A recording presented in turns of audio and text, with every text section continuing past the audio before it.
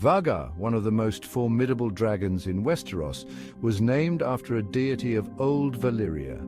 Its legacy is intertwined with the rise and fall of the Targaryen dynasty. From the conquest of Westeros to the Dance of the Dragons, Vhagar was both a symbol of Targaryen might and a harbinger of destruction. This history will trace Vhagar's journey from birth to death, highlighting the dragon's contributions and the legendary riders who commanded its power. Vhagar was born in Valyria, the ancient freehold known for its dragons. The exact date is not recorded, but it is believed to be around 52 BC. Valyria was the cradle of dragonkind, and Vhagar was one of the mightiest dragons to emerge. Named after one of the gods of Valyria, Vhagar's birth was momentous and was destined for greatness. Visenya Targaryen, sister and wife to Aegon the Conqueror, was Vhagar's first rider. Visenya was a formidable warrior known for her sword skills and fierce nature. She wielded the Valyrian steel sword Dark Sister. Vhagar and Visenya formed a powerful partnership, their bond instrumental in the Targaryen Conquest. The bond between a dragon and its rider is magical and personal. Visenya's connection with Vhagar was no different. They shared a profound understanding. Vhagar's power complemented by Visenya's strategic mind and martial prowess. Together they were an unstoppable force, bringing fire and blood to those who opposed Targaryen rule. The Targaryen conquest of Westeros began in 2 BC. Aegon the Conqueror, with his sisters Visenya and Rhaenys, set out to unify the Seven Kingdoms. Vhagar played a critical role, contributing to decisive battles and key moments. One of the first major engagements was the Battle of the Reeds. Vhagar, alongside Aegon's dragon Balerion, was instrumental in securing victory. The Targaryen forces faced resistance from the marshy terrain and fierce defenders, but the dragon's ability to fly and unleash firepower turned the tide. Vhagar, swooping down and unleashing flames, struck fear into their enemies, ensuring victory. The Field of Fire was a significant battle and turning point.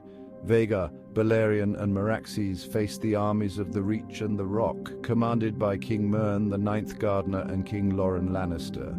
The Targaryen dragons unleashed fiery wrath, creating a field of fire that consumed thousands. Vhagar's flames were particularly destructive, leading to the submission of the Reach and the Rock, expanding Targaryen control.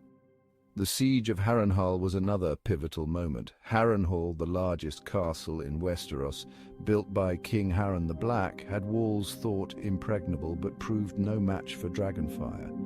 Vhagar, with Balerion, unleashed flames that melted the towers, reducing the fortress to ruins. This solidified Targaryen dominance and sent a clear message to potential defiers. After the major battles, Vhagar continued in pacification campaigns across Westeros. Visenya and Vhagar were often dispatched to quell rebellions and ensure loyalty of newly conquered territories. Their presence was a constant reminder of Targaryen power, and many lords chose submission over facing Vhagar's flames. With the conquest complete, Vhagar's role shifted to peacekeeping. The dragon's presence deterred rebellion and unrest.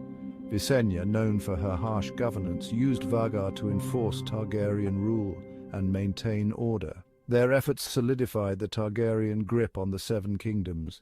Visenya's death in 44 AC marked the end of an era. After her passing, Vhagar remained riderless for a time. The dragon was housed on Dragonstone, awaiting its next rider. During this period, Vhagar's presence was still a powerful symbol of Targaryen strength, even as it mourned its first rider. The Dance of the Dragons was a Targaryen civil war over the Iron Throne succession. The conflict pitted the Greens supporting King Aegon II against the Blacks supporting Princess Rhaenyra. Vhagar played a significant role in this conflict.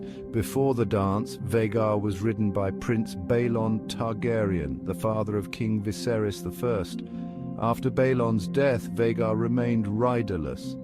When the dance began, Vhagar was claimed by Prince Aegon Targaryen, the second son of King Viserys I. Aemon was fierce and ambitious, and his bond with Vhagar proved powerful and destructive.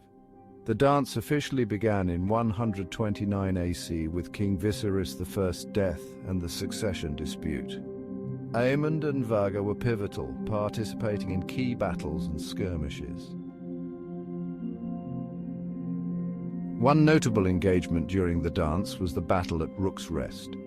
Aemon and Vhagar, with King Aegon II and his dragon Sunfire, faced melees, ridden by Princess Rhaenys Targaryen. The battle was fierce and destructive. Vhagar and Sunfire overwhelmed melees, leading to Rhaenys' death and consolidating the Green's power. However, the victory came at a great cost, with both Aegon and Sunfire severely injured. Vhagar also played a crucial role in the Second Battle of Tumbleton. Aemon and Vhagar, with other dragons and Targaryen forces, faced the Blacks. The battle was chaotic and destructive, with dragons clashing and armies fighting. Vhagar's power caused significant devastation. Despite initial success, the battle ended in a Pyrrhic victory, with heavy losses on both sides. The climactic battle above the God's Eye was significant and tragic. Vhagar, ridden by Aemon, faced Caraxes, ridden by Prince Daemon Targaryen. The battle was intense and brutal, with both dragons and riders displaying skill and ferocity. In the end, both dragons and riders perished, crashing into the God's Eye.